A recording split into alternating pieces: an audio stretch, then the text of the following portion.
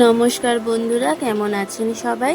আমি মধুমিতা রান্নাঘরে আপনাদের আবার স্বাগত। আজ আমি আপনাদের বানিয়ে দেখাবো পোস্ত পটল বাদাম।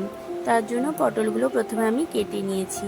আমি এখানে পটলগুলো খোসা ছাড়িয়ে দুধারে একটু করে কেটে নিয়েছি। এবার কড়াইতে তেল দিয়ে তেলটা গরম হয়ে গেলে পটলগুলো দিয়ে দেব। এবার পরিমাণ মতো লবণ আর হলুদ গুঁড়ো দিয়ে পটলটা ভালো করে ভেজে নেব। পটলগুলো ভাজতে ভাজতে আমি এদিকে একটা পেস্ট বানিয়ে নেব। তার জন্য চিনেবাদাম আমি আগে থেকে ভিজিয়ে রেখেছিলাম। বাদামগুলো ভিজিয়ে রাখলে খোসা ছাড়াতে সুবিধা হয়। এবার বাদামটা আমি ভালো করে বেটে নেব।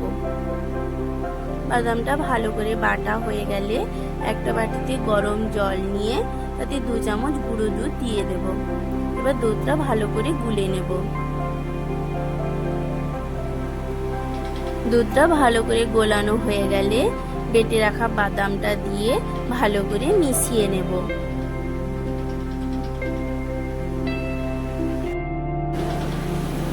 পটলগুলো আমার ভালো করে ভাজা হয়ে গেছে। এবার পটলগুলো আমি তুলে নেব।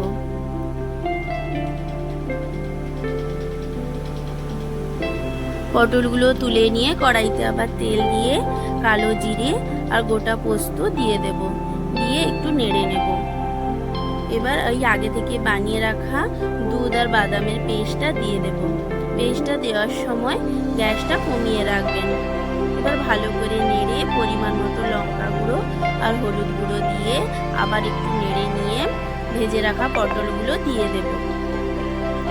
তারপরে চেরা কাঁচা লঙ্কা দিয়ে গ্যাস কমিয়ে ঢাকা দিয়ে দেবো পটলটা সেদ্ধ হওয়ার জন্য।